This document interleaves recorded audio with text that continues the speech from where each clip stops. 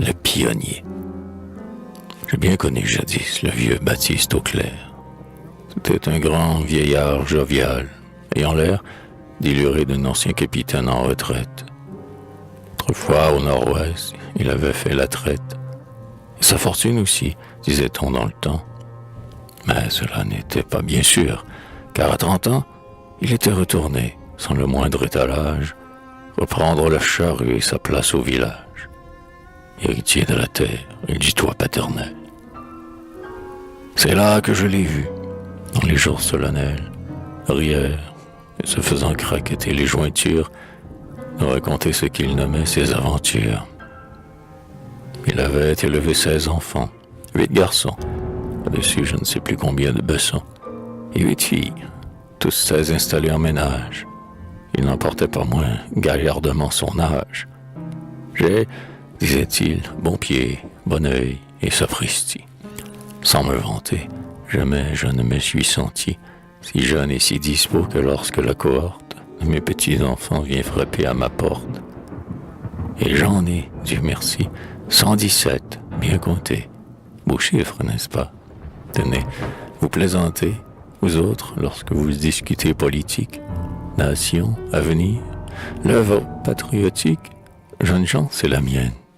Un homme est éloquent et peut se proclamer bon patriote quand il a 50 ans labouré la prairie et donné comme moi 100 bras à la patrie. Mettez cela dans vos papiers, beaux orateurs. Et parcourant des yeux son cercle d'auditeurs, il éclatait de rire, attendant la réplique. Le vieillard conservait une étrange relique, au fond d'un vieux bahut à moitié ruiné. Il tenait ce trésor de son père, et l'aîné, ses enfants devaient en avoir l'héritage. Mais il ne lui plaisait pas d'en dire davantage. Un beau soir, cependant, qu'on le sollicitait, il exhiba l'objet devant nos yeux. C'était un petit vêtement de gros chanvre, une espèce de chemise d'enfant, lourde, grossière, épaisse, mal cousue, et portant sur son tissu caché quelques traces d'un brun noirâtre et desséché. « C'est là du sang, messieurs, du sang de race fière, » dit le vieillard, et puis, roulant sa tabatière entre ses doigts noueux, il nous fit le récit de la simple et navrante histoire que voici. C'était bien avant nous, au temps où les sauvages faisaient dans le pays tant de sanglants ravages, commença tristement le vieux Baptiste Auclair, penchant du coteau baigné par le flot clair, où le beau Nicolet, à 2 pas du grand fleuve, mire aujourd'hui gaiement sa cathédrale neuve, à l'ombre d'un bouquet de pins au fait altier, les siècles n'ont pu terrasser tout entier. 3 hardis pionniers, en ces jours de tourmente, avec l'espoir prochain de saisons plus clémentes, avaient planté leur tente à la grâce de Dieu. L'un d'eux se nommait Jacques. Il avait dit adieu au droit, à la corvée, à la taille, aux gabelles, pour s'en venir chercher avec d'autres rebelles, sous des cieux où le fisc n'eut pas, encore lui, un peu de liberté pour les siens et pour lui. Sa femme, une robuste enfant de Picardie, 3 fois avait doté leur famille agrandie, mais nouveau-né gaillard, alerte et bien portant. Et l'œil des 2 époux allait à chaque instant, avec un long regard, hélas, souvent morose, des aînés tout brunis aux bébés frais et roses. Or, ce dernier n'avait que 6 mois seulement, lorsque se déroula l'affreux événement, qui, sur un lit d'horreur, le jeta seul au monde. Pour les colons, l'année avait été féconde. La pente des coteaux, le creux des vallons, étalait, soufflé lourd, un manteau d'épis blonds, qui, comme un lac doré que le soleil irise, flottait luxuriant au souffle de la brise. L'heure de la moisson était venue. Aussi, le cœur des défricheurs, oubliant tout ceci, montait reconnaissant vers celui dont la laine enrichit les sillons et fait journir la plaine. Un soir, notre ami Jacques, après meilleur examen, prépara sa faucille et dit « C'est pour demain ». Puis il pria longtemps et dormit comme un juste. Hélas, si par hasard ce soir-là même, juste à l'heure où les colons se livraient au sommeil, en amont du courant, prêt à donner l'éveil, quelqu'un tout côtoyé la rive solitaire, il eût sans doute vu, furtif, rasant la terre, dans l'ombre de la berge, et pagayant sans bruit, 3 longs canaux glissés lentement dans la nuit. C'étaient des Iroquois, ces maraudeurs sinistres, dont les premiers feuillets de nos anciens registres racontent si nombreux les exploits meurtriers. Rendus non loin des lieux où nos expatriés avaient fortifié leur petite bourgade, dans un enfoncement propice à l'embuscade, ils prirent pied, masqués par un épais rideau de branchages touffus inclinés à fleur d'eau. Puis sur le sable mou allèrent en silence, leur pirogue au fond le plus obscur de l'anse. Et sous le bois, guettant et rampant tour à tour, tapis dans les fourrés, attendirent le jour. Celui-ci se leva radieux et superbe. C'est fait au champ le jour de la première gerbe.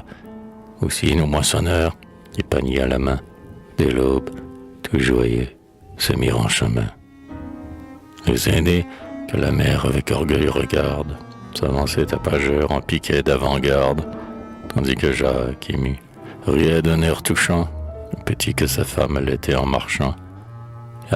Suivant la coutume, on était en famille. Bientôt, au bord d'un champ où l'épidore fourmille, on fit halte. Partout, des prés ou bois épais, nul bruit inusité, nul indice suspect, rien qui troubla la paix des vastes solitudes. Serait-ce on n'avait nul sujet d'inquiétude, pas une bête fauve, et, quant aux Iroquois, ils n'osaient plus tirer leurs flèches du carquois, foulés qu'ils étaient au fond de leur repère. On pouvait donc compter sur des jours plus prospères. Enfin, l'espoir au cœur, et ne redoutant rien, Jacques, d'avoir fait le signe du chrétien, près du marmot dormant au creux d'une javelle, commença les travaux de la moisson nouvelle. Un ravissant tableau, dans le cadre sombri de l'immense forêt qui lui prête un abri, une calme clairière où l'on voit, flot mouvant, les blés d'or miroiter sous le soleil levant. À genoux sur la glèbe, les têtes découvertes, les travailleurs penchés sur le fossé alerte, 2 enfants poursuivant le vol d'un papillon, puis ce petit ange, au revers d'un sillon, parmi les épis mûrs montrant sa bouche rose. C'était comme une idylle au fond d'un rêve éclose. Qu'advint-il? On ne l'a jamais su tout entier. Ce matin-là, quelqu'un, en suivant le sentier, conduisait du fort à la rive isolée, entendit tout à coup, venant de la vallée, où Jacques était allé recueillir sa moisson, quelque chose d'horrible a donné le frisson. C'étaient des cris stridents, aigus, épouvantables, et puis des coups de feu, des plaintes lamentables, appels désespérés et hurlements confus, frappant lugubrement l'écho des bois touffus. Les farouches rumeurs longtemps se prolongèrent, longtemps dans le lointain des clameurs s'échangèrent, et puis, sur la rivière où le bruit se confond, succéda par degrés un silence profond. Le soir, lorsque les 2 colons du voisinage osèrent visiter la scène du carnage, un spectacle hideux s'offrait à leurs regards. 3 cadavres sanglants, défigurés, hagards. Jacques et ses 2 enfants, pauvre famille unie, dans une même atroce et fatale agonie, mutilés, ventre ouvert, le crâne dépouillé, pisé là sur le sol par le meurtre souillé. Quant à la mère, hélas, elle était prisonnière, sans doute condamnée à mourir la dernière, à quelque affreux gibet par l'enfer inventé. On plia le genou sur le champ dévasté, et, ses cœurs naïfs glacés par l'épouvante, la prière des morts allait monter fervente, lorsqu'au de profundis clama vie, faible et doux, un long vagissement venant on ne sait d'où, répondit aussitôt comme un cri d'âme en peine. Les colons étonnés retinrent leur haleine. C'était comme un sanglot d'enfant, et, stupéfait, quelques instants plus tard, on trouvait en effet, dans le creux d'un sillon, la face contractée, perdu sous un amas de paille ensanglantée, un enfant de 6 mois suffoquant en demi. Sans doute que la mère avait de l'ennemi, par cet ingénieux moyen trompé la rage, et, dévouement sublime, avait eu le courage de marcher à la mort d'un cœur déterminé, sans trahir d'un regard le pauvre abandonné. Or, ce pauvre orphelin, ce pauvre petit être, dit le vieux, plus ému qu'il ne pouvait paraître, voici le vêtement qu'il portait ce jour-là. Et si je le conserve avec respect, cela ne surprendra bien fort personne ici, j'espère. Car cet enfant, c'était mon arrière-grand-père.